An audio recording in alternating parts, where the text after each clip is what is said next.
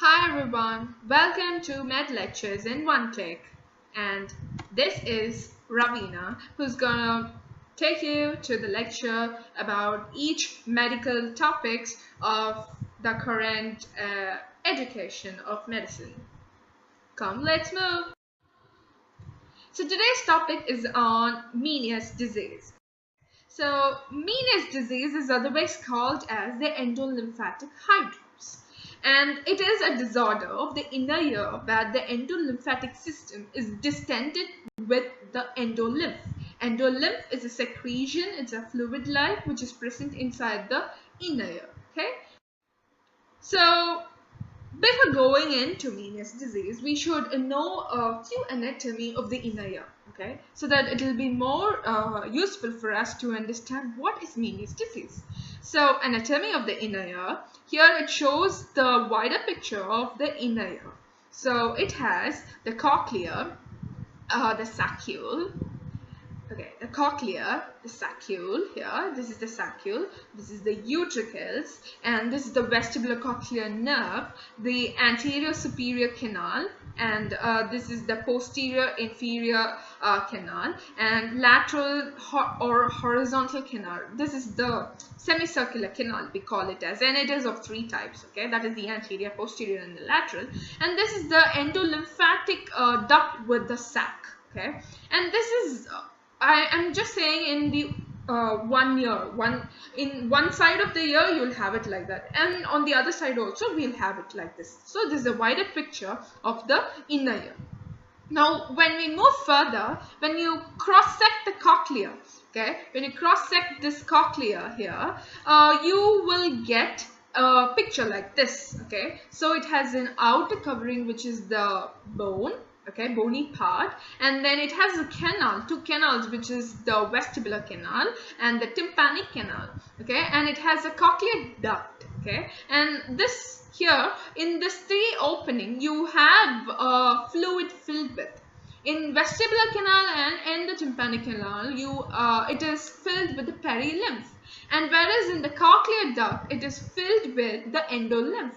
And in the cochlear duct you have a structure which we call it as the organ of corti, which is the functional unit of hearing, and the other structure we are more interested in learning in this Meniere's disease is that the tentorial membrane and also the racina's membrane here. Okay, racina's membrane and the vestibular membrane, etc. Okay, so here you can find the auditory nerve. Okay, so now the pathology is going to be more concerned with this part. Okay, the cochlear duct with the endolymph. Okay, so on seeing what is actually happening in Meniere's disease, okay, we found that we saw that there will be a distension of the endolymphatic system of the internal ear. Okay, so it mainly affects the cochlear duct, that is the scala media, the saccule, and then the utricle and semicircular canal to some extent, but yes, it is affected. Okay, and you can find this. See, this is the normal inner ear. Okay, this is the inner ear of the Meniere's disease. You can find the distension of the ducts and the canals here. You can find the the dilatation of the ducts and canals in the patient who is having the Meniere's disease. You can find that. Okay, this is due to the oversecretion of the endolymph in the scala media. Okay, so there will be a dilatation of the cochlear duct. Okay, so this leads to there will be a complete fill in the scala vestibule, which leads to a marked bulge in the racina's membrane that may herniate through the helicotrema. Helicotrema is nothing but it is a gap, it is a communication between the scala vestibule and scala tympani. That is what to say. It is a connection where the scala vestibule and the scala tympani gets connected at that particular point. That you call it as the helicotrema. Okay, and which may distend the saccule and may come to lie against the stapes footplate. Okay, So this is the normal cross section of the cochlea, and here you can see a colorful cross section of the same cochlea, but you can find the distension of this scala media with its endolimb. You can find the vestibular membrane here also. It gets dilated. It gets dilated and distended. Okay, so this is how it is. So what are the risk factors of Meniere's disease? So Meniere's disease has many risk factors, such as defective absorption by endolymphatic sac, and then you have when any vasomotor disturbances takes place, even Meniere's disease can take place, and allergy can definitely trigger Meniere's disease. And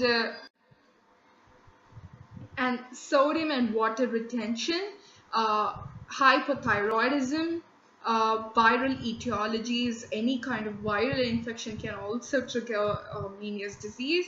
And also finally the autoimmune cause, which is basically experimental and laboratory clinical observation we are just looking into, that is not confirmed, but yes, some research paper have said. The symptomology of Meniere's disease. How does a patient come to a doctor, whoever is having a Meniere's disease? So if a patient has Meniere's disease, he comes with the oral fullness, and then vertigo, tinnitus, and then loss of hearing. Okay. So we'll see vertigo. What is the characteristic feature when patient having Meniere's disease have vertigo? The patient gets a feeling of rotation of himself, or his environment will something, he can feel something, the whole environment is like spinning around him, like to and forth or up and down movement, anything of that sort he can experience. And then the vertigo will be in sudden in onset, and it also accompany with the nausea, vomiting, with ataxia and nystagmus. Okay, and it occurs in cluster with period of spontaneous remission. Okay, and one important thing that we have to remember is the Tullio phenomena. Now, what is Tullio phenomena? It is a condition where the loud sound or noise produce vertigo, and it is due to the distended saccule lie against the stapes footplate. This phenomena is also seen when there is 3 functional windows in the ear, like fenestration of the horizontal canal in the presence of the mobile stapes. Okay. Next is the hearing loss. What kind of hearing loss they have? They have a kind of fluctuating nature of hearing loss, and the hearing loss is accompanied with vertigo. Okay, when vertigo comes, hearing loss also occurs. And there is a distortion of the sound. They kind of hear not an equal sound, but kind of an unequal sound they hear. And then intolerance to loud sounds, and then there may be even a permanent loss of hearing loss can occur. Next is the tinnitus. Tinnitus, they kind of have a low-pitched roaring type, and it is aggravated during acute attack, and sometimes it has a hissing kind of characteristics, and it may persist during the time of remission. Okay. Next is the sense of fullness or pressure. Okay. It is fluctuating again, and it may accompany or precede an attack of vertigo.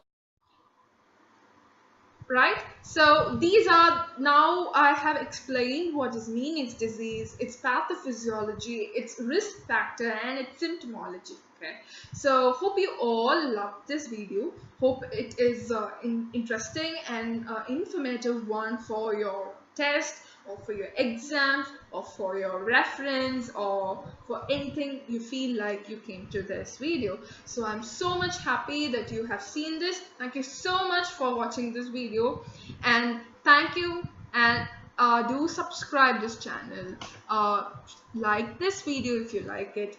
Please do share and comment if you have any suggestion or anything to say. Definitely I'm here to improve myself, and thank you so much once again.